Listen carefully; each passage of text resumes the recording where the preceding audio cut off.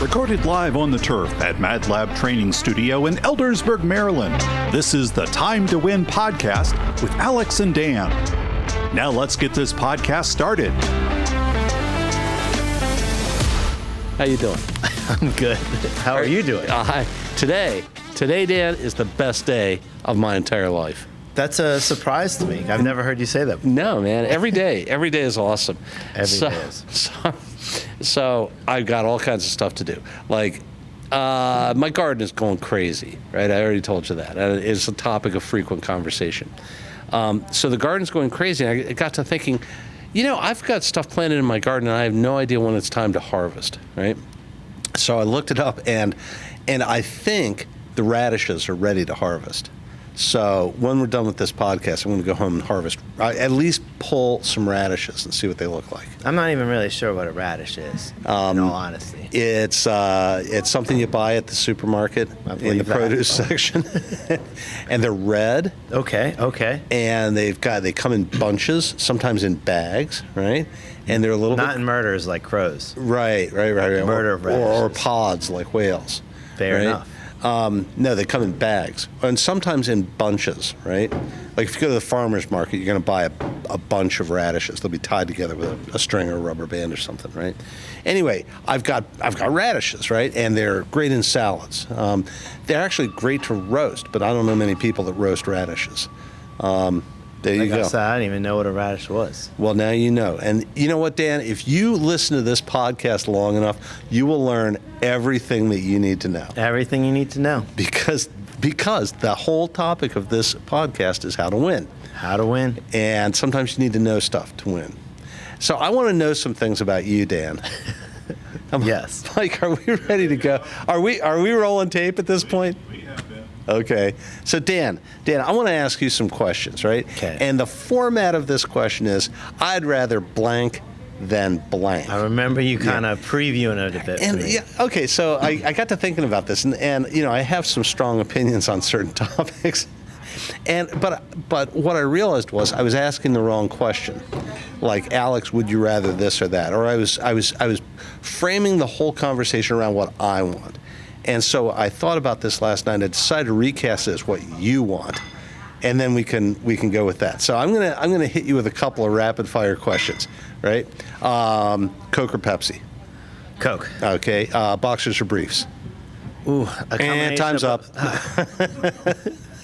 I have two different answers for that. Yeah, I mean, you can even throw out a third answer, right? Yeah. You can say neither. I don't know. Maybe you're a commando guy. But depends on the day. Depends on what's going on. Yeah, right. Okay. Well done or rare? Rare. Okay. Beer or wine? Wine. All right. Okay. So now it's going to get a little trickier. I got you warmed up. You ready? You warmed up. You're flexing I'm feeling and everything. mobile. Yeah. Dan, would you rather be lucky or good? Didn't we do that? Did we say this before? Well, we might have, but we didn't do it. We weren't rolling tape when we did it. I think I'd rather be good. Yeah. Okay. How come? Because this is kind of a long answer. I feel like if you're looking for just pure results, right, and just like very binary results, right, then being lucky is probably better.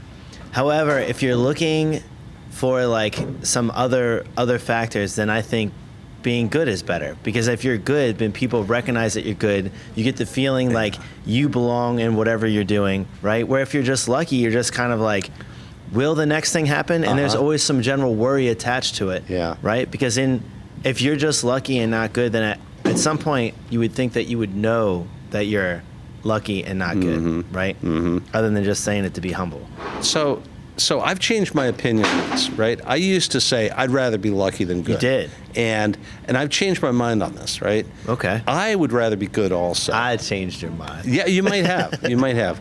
I defended my earlier choice by saying I've known a lot of people that were good at what they did, but they failed, right? Yes.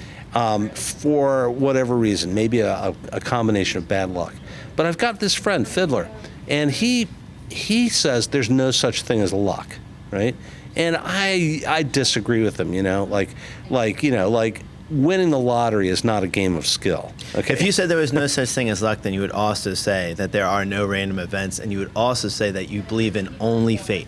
And fate is just another wrapping on predestination. I don't know. It kind of undercuts free will a little bit. Well, that's what I would say. But then maybe that's a different topic for a different podcast. Okay. I don't know. I mean, I'm not. I didn't do my homework on that topic, so it'll just be a stream of consciousness if we talk about that. I think that's always the best kind. But my friend Fiddler, he said, I don't believe in luck. I believe that. Well, does he believe in fate? Yeah. Well, he's one of these guys that he's kind of like, the world is black and white, and there's very little gray in the world. And with me, I'm like, there's very little black and white in the world. I think the world is almost all gray. Yeah, that's why we said operating in gray areas. Yeah. Best bet. But I feel if you're really good, you are in effect creating your own luck, right?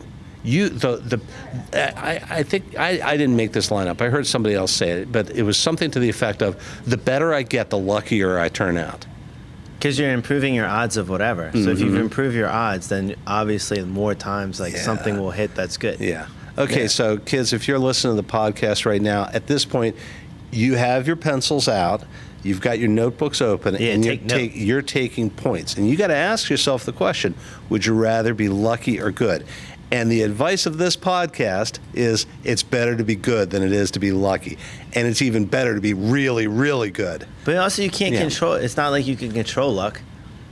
Like if there were certain factors of which you can control luck, then you'd be like, all right, it's better to be lucky than good. Yeah. And then I need to be lucky. Yeah. Not go get lucky, but go be lucky. So, I'm a church-going guy, right? Yes. And if you go to church long enough, you start hearing stories of miracles, right? Right. And I had to have a sit-down with some of my friends at church one time, and I said, hey, miracles are cool, and they're always nice when they happen, but counting on miracles is a terrible strategy for winning. Okay, we need to create our own luck. So we need to create our own luck. All right, pound it, Dan. I think we're on the same page, Perfect. at least for the moment. Okay, let's see here, Dan. Would you rather be sore or sorry? Better to be sore than sorry. I read that on a shirt one time. And anything I read on a shirt, I believe at 100%. I'd say. All right, we're going to check that one off. I think I was the guy that wore that shirt that day. It's very possible. I'd rather be sore than sorry. But that's like another way of like creating your own luck, right? I'd rather go out there and do the work and pay a small price up front than regret it later on, right? And I think that's what sore is just a metaphor, right? Sore is a metaphor for getting in there and doing the work, right? Whether it's regardless of failure. Right. Yeah. It's got nothing to do with failure. In fact, winning has nothing to do with failure. Because if you're creating your own luck and you're out there grinding and you're getting better every day, you're going to fail sometimes, all right? Pencils up, right? That's a point. You're going to fail sometimes. Mike, right? You got to take note over there. I didn't get a chance to come in and bother Mike. So I feel strange that I haven't really come in and trolled him. I heard Bob Kennedy was in here earlier, though. Well, you can troll producer Mike. I don't know, probably pretty much anytime you want. Fair enough. I've got this buddy Sweets, and we troll this guy. Oh, I know. All the time. Wake up. Right? Wake up, Sweets. Okay, so you'd rather be sore than sorry, right? Being sore is a metaphor for doing the work, putting the work in so that you can get good, right? Yeah. Okay, so it's okay, and sometimes you're going to fail. You brought that up, right? But I think failure is the way that human beings learn the best. And I think that is, obviously catastrophic failure is catastrophic. Well, yeah, you get to do that one once. Right. So, but in all, like, that's how I feel like it's been proven over and over again throughout history that failure is the best way to learn anything. Yeah, failure's hard, right? You don't want to fail, and it sucks when you do, right? And I think failure is a great motivator. Right? It is, because I don't want to do that again. I don't want to feel that way. I don't want to have that sensation. I want to learn from that so it never happens to me again, right? But if you have a good tolerance to failure, then you're going to improve more rapidly than somebody that doesn't. Or I don't know about tolerance, right? Like tolerance means, I can fail over and over and over again on the same thing, right? I don't know. I mean, I guess there's a threshold for anything. However, I would argue that it just means that you can fail and fail over and over again and still be willing to drive through to what you think your result is. And are you able to learn from each failure so that you get incrementally better each time? Yeah. I heard a story about Thomas Edison. I didn't know the guy personally. It was before my time, right? But I heard that Edison, like, experimented with, like, hundreds, maybe thousands of different materials before he found the proper element for creating the light bulb. Right? I believe that. And, like the way the story goes, it was thousands of times, right? And he was asked about this, and he said, it wasn't failures. It was all learning. I learned 1,000 ways or 10,000 ways not to make a light bulb, right? That's kind of important. That's failure tolerance. Okay, yeah. Good enough. I think failure, like when you say failure, I thought Mike said something. When you say failure, I feel like it has such a negative connotation. All right. So then when I say something like failure tolerance, someone's like, oh, it's someone who's just willing to be crappy. Yeah. Which is not the case, I think. Yeah. I mean, a lot of people never become good because they're too afraid to fail. Yeah, and they're just stuck in mediocrity and what they consider comfort at the time. Yeah. Right? Yeah, okay. So next question, all right? I'm going to give you no, I'm not going to give you a preamble. I'll explain the question after you answer it, all right? Would you rather be dead or red in the head? What is red in the head considered? Okay, good. Right, so when I was a kid growing up, I had the superfecta of loser. Right? I was the superfecta of loser. I was a fat kid. I had red hair. I had glasses. I was always moving to a new community because my dad was on the corporate merry-go-round, and I was I already said I was fat. I had like zits and braces and glasses, and I was red-haired. Right? Now, you wouldn't know it from the screen today, but I used to have a lot of red hair, right? And people would come up to me in the hallway and they'd say, I'd rather be dead than red in the head. I'd rather be red in the head than dead. I would too. Also, the biggest part of that, even though I think that nothing's wrong with being red in the head, I also don't want to admit that I'm wrong about never being able to die to you. So that's like the big reason, I'd say. Hey, Dan. Yes. Dan, I'm pretty sure you're going to die. And so you say no, so you won't mind answering this question. I'm still winning this bet. Okay, that's fine. Every that's day. Fine. Every day I wake up. But you won't be afraid to answer this question then. When you die, can I preach your funeral? Absolutely. Okay, good enough. Yeah, you got that, producer Mike? Yeah. That's a hard commit. Okay, good man. So yeah, like I'd rather be dead than red in the head. And people, like here's notes time, kids, right? Get your pencils out. People will always be looking for a way to undermine you, even if you're good, even if you're lucky, right? I would say especially if you're good and lucky. Yeah. And especially if you're good. Yeah, they will.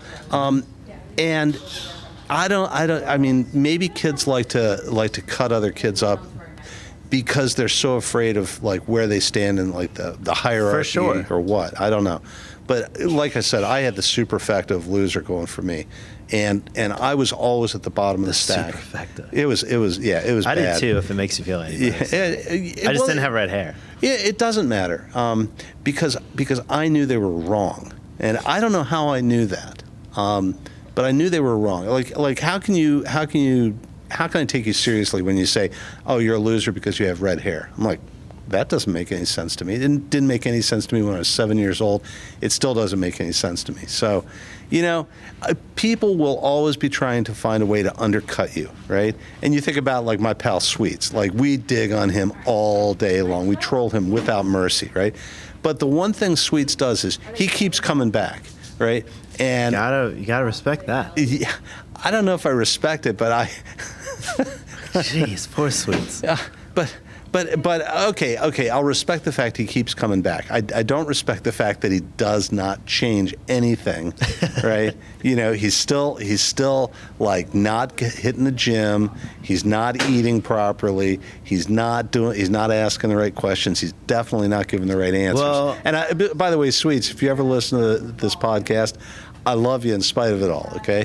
But I do respect you for coming back to the table just every single day, sometimes multiple times a day, knowing that somebody's going to be getting after your ass. But maybe Sweets is happy with where he's at. Yeah, maybe. Now, if somebody is complaining, about where they're at constantly and then not changing anything, then I have an issue with it. Yeah, yeah. If somebody wants to do whatever and they're just happy and they're treating people well and they're doing whatever, and while I might not do something that way, Yeah. it's hard to argue with. Yeah, I guess so, Dan. I don't have a rebuttal on that one. I think I agree with you. Yeah. Oh, all right. Score one for Sweets. Wow, Sweets! Somebody just threw you a bone, boy. I got you, buddy. Okay, Dan. I'd rather be blind than deaf. Would you rather be deaf or blind? Well, I am pretty blind. I think I'd rather be blind. I've never seen you wearing glasses. I have contacts. Okay. And they don't even fully. So, like, the upper limit that you can get is -12 contacts, and that's what I have. But I'm considered, like, technically, like, -14. Wow. So I don't even get to 20/20 with these on. So when you said you had glasses when you were younger, like, my glasses were like Coke bottles. Oh, yeah. Yeah. They're the very epitome of Coke bottle glasses. Like, Nice. exactly what you would think. Yeah. My glasses and my hair made up probably most of my body weight. Wow. Yeah, because I was like a little stick figure kid, but then I had like huge, like curly hair, and then I had thick glasses, and it was a wonder that my head didn't hit the ground every time I tried to run. You were a little top heavy. A little top heavy. Yeah. That's awesome, Dan. Look It at was you now, interesting. man. I know, it was interesting. So, did that drive you at all? Like, Yes. Because look at you now. You're lean. You're cut. You're strong. You're fast. You're agile. You're moderately intelligent. I mean, That's the nicest thing anybody's ever said about me. At least about my intelligence. Dan, you're above average. I'll take it. In pretty much all measurements. Okay. No, that's hardly true, but I do appreciate it. But what? How did you overcome? That is a really good question. I think it's that's also like a big answer. So I think anytime that anybody has like stuff, like they're in a super awkward stage and they're there for years, and then they don't have as many friends as they would like, and they feel like they're kind of like looked down upon and they don't have a lot of confidence at the time, you can go one of two ways. You can try to improve things and then like maybe understand where more people are coming from and be able to connect with more people, or you can become like super insecure and then just start like disliking everybody, right? And finding reasons why, this happens to me because X, Y, and Z. Does that make sense? It does. And I chose, for the most part, I mean, you always have like little dips as you're trying to improve. What, like when somebody cuts you off on the road or something? Yeah. Oh yeah. So I think I chose to go the other way with it and just try to control what I can control. And then the more friends I started getting, the better I felt about everything. And then you kind of have like confidence boost. But it took me a long time, for sure. Yeah. It's funny you say that. I used to think going into work, and probably for 20 years, I was thinking to myself, well, today's the day they're going to discover that I'm the fraud that I am, right? I'm an Imposter syndrome. Man, I get it all the time. I wrote the book on that one, right? I was like, I'm totally gonna. Today's the day I'm gonna get fired, okay? And I can't afford to get fired. I got a mortgage. I got mouths to feed, right? And And I would just sort of like, I'd pull into the parking lot and I'd sit in my car for a couple minutes, trying to get myself psyched up to go in and get fired. And I would say, okay, great, I'm going to go in and get fired, come to my desk, log in, and start checking my emails. I'm like, okay, well, I'll just check emails till they fire me, okay? And so I check one email, I'm like, that's easy, I know the answer to that, respond to that guy. Here's an update on that thing, I know what's going on there. And, after about 20 minutes of this, the caffeine's kicking in, I'm like, oh, this is stupid, I know what I'm doing here. I'm like banging out answers, and I'm feeling smart again, right? And, maybe that's what it is. Maybe it's just you keep coming back to the table, and like you said, you develop a little bit of empathy for people, right? For sure. And all of a sudden, like, maybe you can understand other people's struggles a little bit, right? And maybe you can understand that you're actually good. You're not lucky. You're good, right? I don't know. That's how the math is working out for me on this one. Because I feel like I haven't had imposter syndrome with every job. It's usually just like, I think jobs that have more responsibility, more things tied to it, people counting on you Yeah. and stuff like that. When do you feel like your imposter syndrome kicked in? Like, is there a job that you started to do where you're like, I don't know if I can, you take the job, right? Because you're obviously going to say yes to like a good opportunity, but then is there a job where you said yes, but then in your head you're like, I don't even know if I can do this? I don't know, Dan. Probably the worst one was when I went to Tampa, and I was a vice president in charge of a major chunk of the business, right? Mm-hmm. And there's no book about how to be a vice president. You don't go to school for that, right? You have to know what you're doing. You have to have the technical grasp. You got to know the business. You got to know people. You got to know customers, and that was bad. It was bad. The imposter syndrome was bad. I did great at the job, but I think it's when you're alone with your thoughts that it's the worst, right? Like when you're in a room and the questions are coming thick and fast, or the situation is evolving in real time. It's a lot easier to have your head in the game. But like when you wake up at 2 a.m, right? Yes. And it's just a man in his thoughts, right?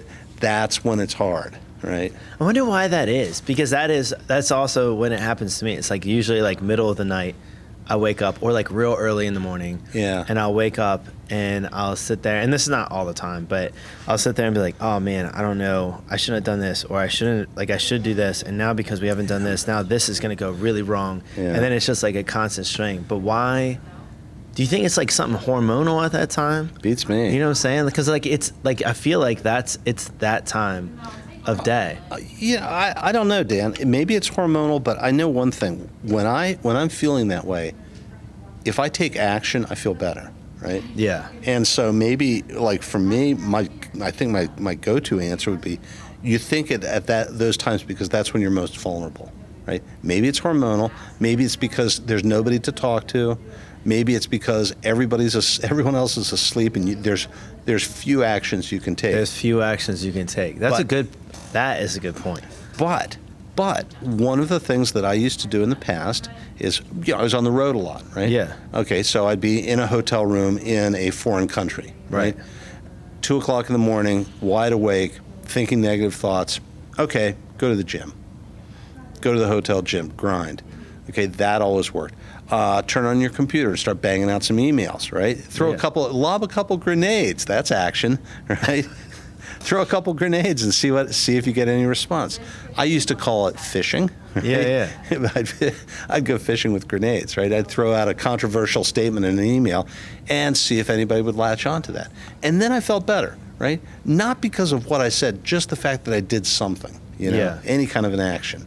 Right, so that's a good point. Yeah, so sometimes now when I wake up, like I always keep a pad of paper by the bed, right? Because I wake up and I had a dream. I want to remember what that dream was, so I'll write it down, just a little one-liner.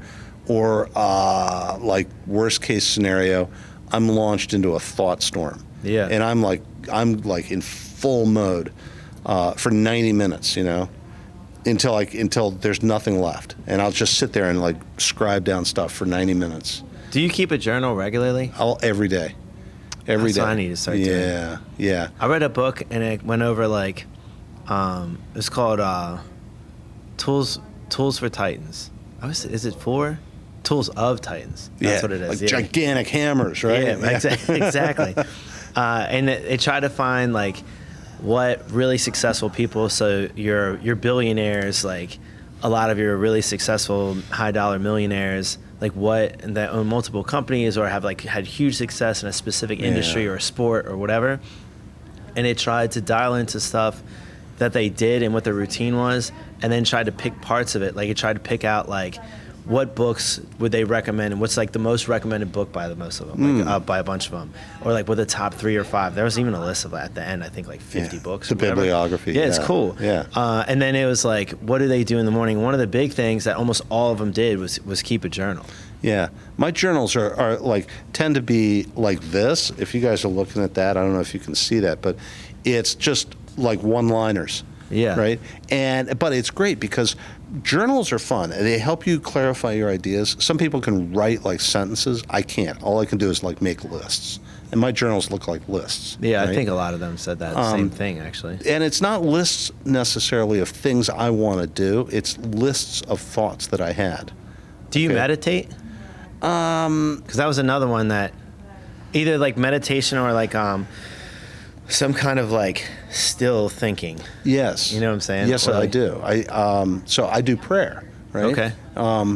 And sometimes that involves nothing at all. Sometimes it is literally just sitting there and breathing and waiting for the voice to come, right? Right. And it's weird because like it's not a voice like you and I are talking and we can hear each other's voices. It's like it's hard to describe. But yeah, something happens, right? Like whether it's meditation or prayer or mindfulness or whatever, something definitely happens, right? At least it does to me. And I think it does to everyone if you get into the discipline. So yeah. That was the big three where the journal, some kind of like meditation, thinking / breath work, and then the last one was, can you guess it? Probably something to do with nutrition and fitness. Yep, exercise. Yeah, exercise. Yep. Yeah, so Dan, speaking of exercise, man, that's a winner. That one always pays off. I came in the lab the other day. I got my ass kicked hard. I came in here, probably honestly feeling 4 out of 5. And that's really high for you. And we had a meeting of the minds. We sang Kumbaya and shit. And man, I got my ass kicked hard. But it was like hard to sit, hard to stand, hard to walk. So later that day, I went out and walked a couple miles, right, just to flush out the lactate. It's good to move around when you're sore. Yeah, right. I'd rather be sore than sorry, Dan. That's what they say. But I asked you a question a minute ago. We never got to the answer. Would you rather be blind or deaf? And I think you said I'd rather be blind, but we didn't really go anywhere with that. I think I would. I mean, that's a very tough question. The only reason I think I say that right off is just because I've been like fairly blind. Although like seeing like really cool sights is amazing. Yeah. But I also think that I've never been deaf and I don't know anything. I couldn't speak on that at all. However, like when you say I all of a sudden become deaf, or like I have to be born one of the two ways. I think I'm going like the genie pops in front of you and says, "Okay, pick one." Sorry, it's not your day, Dan. You're going to lose something today. Yeah, I'd probably pick blind. Yeah, for sure. So I also think, like I like listening to sounds. I like hearing people talk. I like to speak to people a lot. And the longer that you're deaf, the harder it is to understand. Like, I'd imagine your own voice and your tone and everything. So even if you were communicating a different way, like you'd almost have to communicate with just written word, which I guess would be easier in today's side. It's a tough one, man. I don't know. I mean, you give something up regardless, and then you probably do like start to get better at some other stuff. That's when like that's when I'd have to have like I'd ask for a free trial. I'd be like, well, can I do a week with both and then make a decision? Likely they'd say no, but maybe I could get a free trial out of it. So it just occurs to me, like here we are talking, and I don't know if the crowd can hear the ambient noise going on in the background. There's people working out. Yeah. And Dan, without even looking at them, I think you and I both know exactly where they are in the gym right now and exactly what they're doing, right? Because we can hear them. We're not even thinking about it, but we know exactly where they're standing. Yeah, because I heard some soft crying, and then I could tell that Paul was doing RFEs, Just like anybody would when they're doing RFEs. Okay, so fair enough, Dan. Well, I will hey, since you brought Paul up, do you want to do any shout-outs? Not to Paul, he's crying. Shout out to Paul for doing RFEs in volume over there, for sure. Shout out to CNA Auto, my buddy Adam over there and his crew.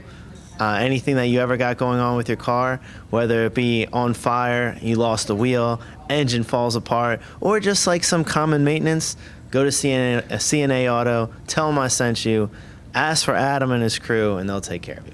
That's awesome. I'd like to shout out to producer Mike, because without producer Mike, this podcast doesn't happen, man. We have no microphones. We have no cameras. We got no tech. We got no brains.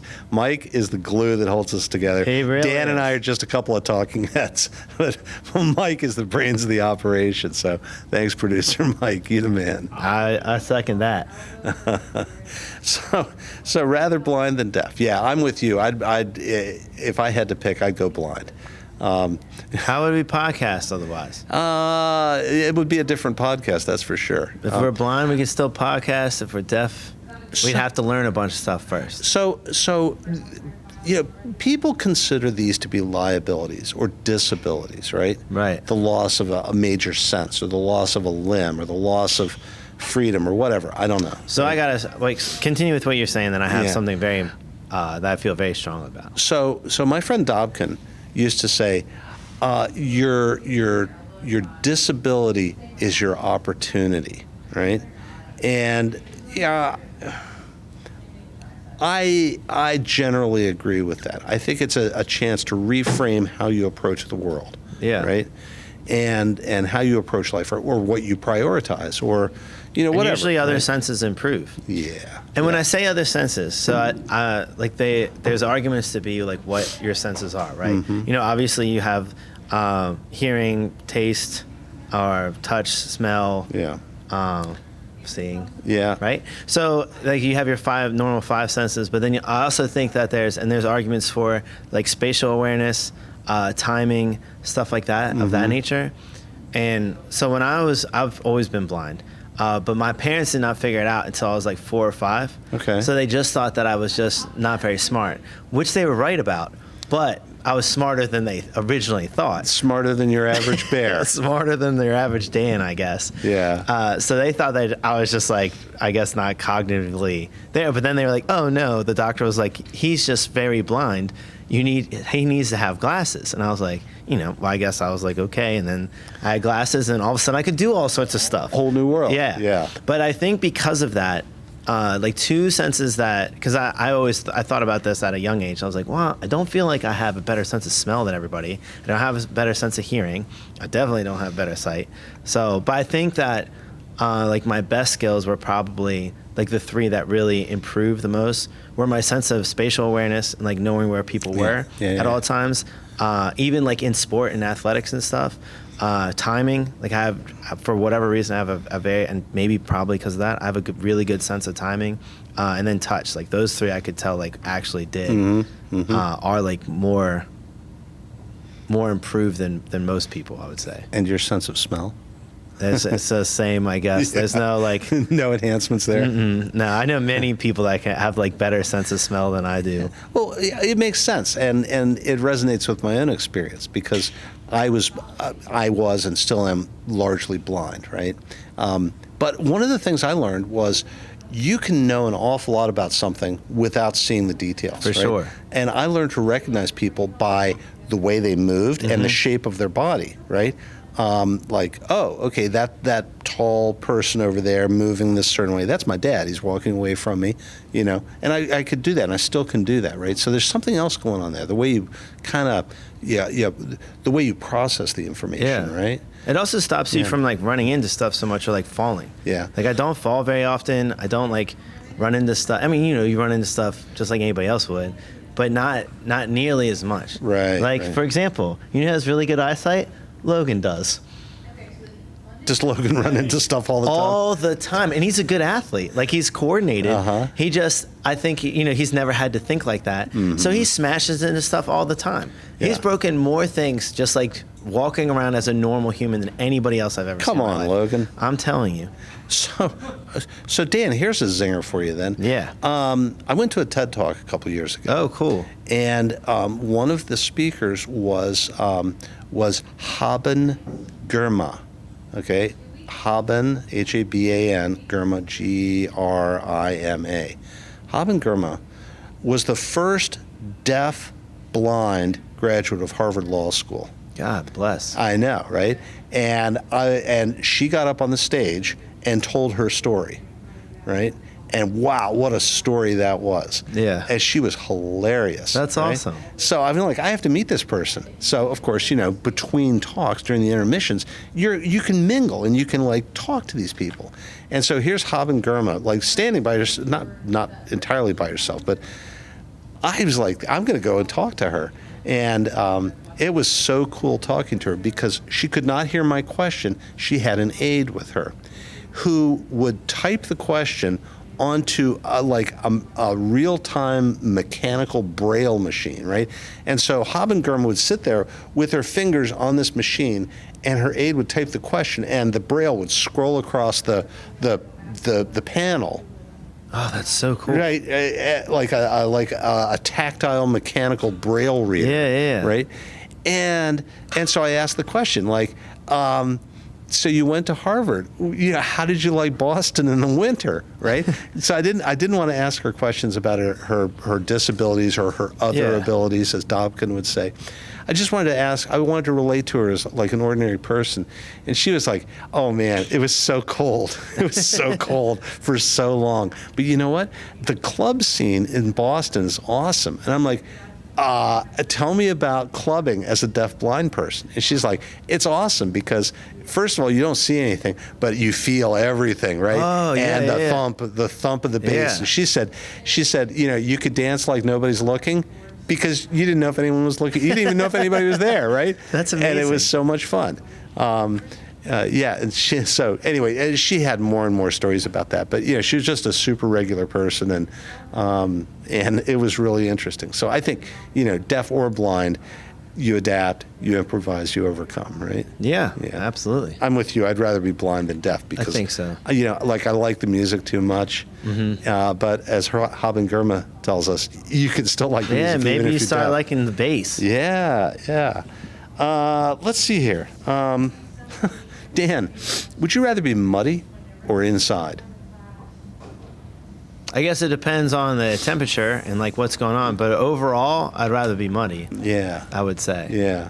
I think that comes right into like what we were saying before. Like, do you want to take the opportunity and see where it goes? And maybe you're like head to toe in mud and you don't really go anywhere. Yeah. Or maybe you're head to toe in mud and you had the greatest time of your life. Yeah. One of the two. Yeah. I know people that value comfort, right? And they love to be inside. If it's rainy and cold, they want to be inside, wrapped up in a blanket with like a bowl of soup or a mug of tea or something. Oh, I have to say, I'm if it's cold and rainy, put me inside. I don't do the cold. Yeah. You could convince me, Alex, because you're a very convincing guy. But the cold for me is if it was cold all the time, right? If every day was cold, right? Even if you couldn't get used to it, then I would figure it out. Yeah, you would. But because then you got to do something, right? But otherwise, like if it's cold plus raining, it's not like we have like a ton of those days. So that's a day that Dan's staying inside. I don't pick comfort a lot of times, but that is a time I'd pick comfort. Yeah, I'm not that guy. I know that. I would rather be cold. I would rather be muddy than indoors. For the most part, I would not in that scenario. So if you talk to Agent B, she will tell you that there have been probably more occasions than she can count where we would either have a forecast of rain or there would be thunder, and I would announce, "This is great. I'm going for a run." Right? Running in a thunderstorm is super cool. It is. I don't know how smart it is, but it is super cool. It's not smart. Okay, let's just leave it at that. It's not smart at all. Well, luckily, right? I never pretend to be. And I just want to be consistent, I mean, the lucky guy will go and do this anytime, right? The good guy might think twice about going out and running in a thunderstorm. Okay, Dan, here's my last question. Are you familiar with the Stanford marshmallow experiment? I am not, but I am interested. Okay. I hate marshmallows.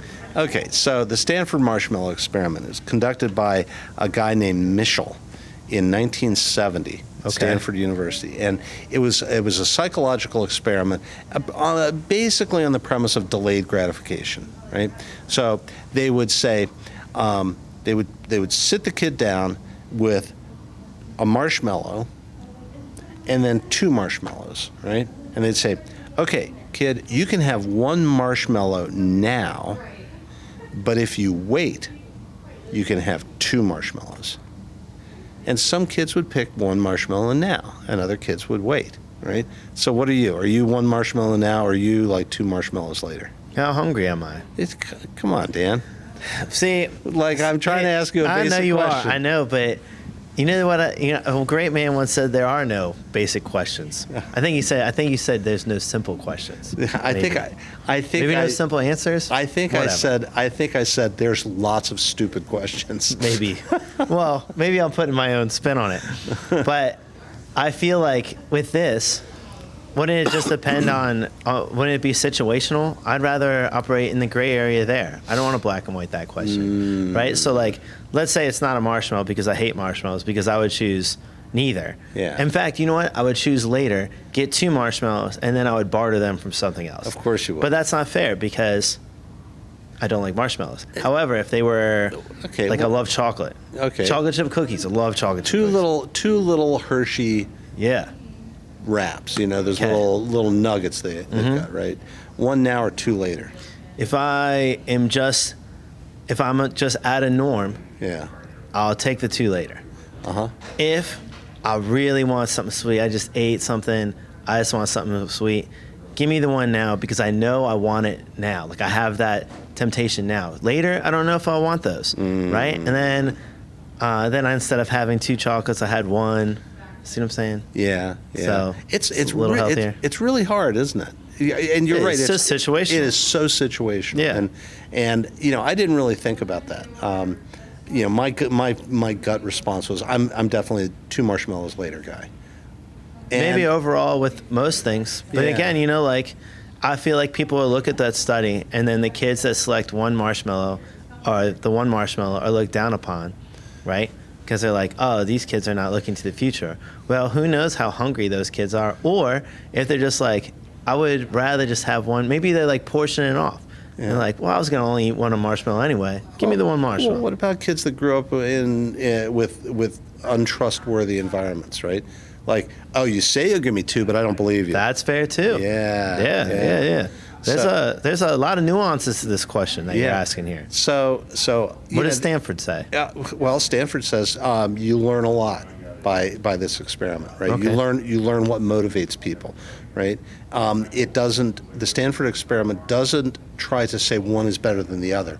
It tries to understand why kids would pick one or the other. Did the kids ask? And that's exactly what you're saying. That what is motivating the kid? What is their context? So they asked the kids afterwards what they're... No, they I don't remember what they did afterwards, right? I mean, I took Psych 101 like 40 years ago. So I had the worst Psych 101 teacher ever. Yeah. I had this guy in community college that... So I feel like 101 are like... Get the kids into, like, some of them are just like taking them, you have to take like 101 psych class for gen ed, right? And then if you like it, then it's like, do you want to start taking a psych path? So those 101 classes, to me, if you're teaching them, you should be like, I am going to teach like the base knowledge of this and see if I can get kids excited in this path and see if I can get some kids to go down the psychology pathway, right? Because it should be something you're passionate about. This guy instead wrote his own psychology book, so I guess that he was excited about this, created his own grading system for this. It was one of the hardest classes I've ever taken in my whole life. I just withdrew because I couldn't stand it. You could not get a B in the class. You couldn't get an A in the class. You started with an E, so you started like failing, right? And the best you could do was a B unless you did a quarter-long, like really intense research project. And then if you got everything right, plus did that in a perfect way, then you could get an A. Yeah. Which is, for a 101 class, like, get out of here. Yeah, that doesn't seem like it's worth 2 marshmallows later. No, that's not worth it. I'll just take one. I'll take my 1 marshmallow and withdraw. Jeez, man. Yeah, sorry. It just reminded me of that. No, that's okay. Everybody's got triggers, Dan. That should be a cool class. Because psychology is, it's very interesting. Sure. So the human mind, I mean, what's more interesting than that? That might be a little arrogance, being that I'm human. There's not many things more interesting than what makes us human, right? So I don't know where to go with that one, Dan. I'm unprepared as usual. No worries. Producer Mike, how are we doing time-wise? Do we have a full podcast yet? Okay. So Dan, I'm out of stuff. Is there anything you want to say? No, I just want you to be aware that I'm still ahead in our bet. I woke up today. I'm still alive as far as I know. Yeah. This doesn't feel like any kind of purgatory or hell or heaven in any way. So, I don't know, man. Mike, I Thanks, don't, Mike. I don't know where you stand in all this. I'm just thankful that you're producing all this nonsense Yeah. for the rest of eternity. All right, Dan. Well, thanks for another awesome podcast. It's always fun talking to you. Hey, man, it's time to win, and you're the man, Alex. It's definitely time to win, but I'm just some guy. Thank you, guys. Ciao.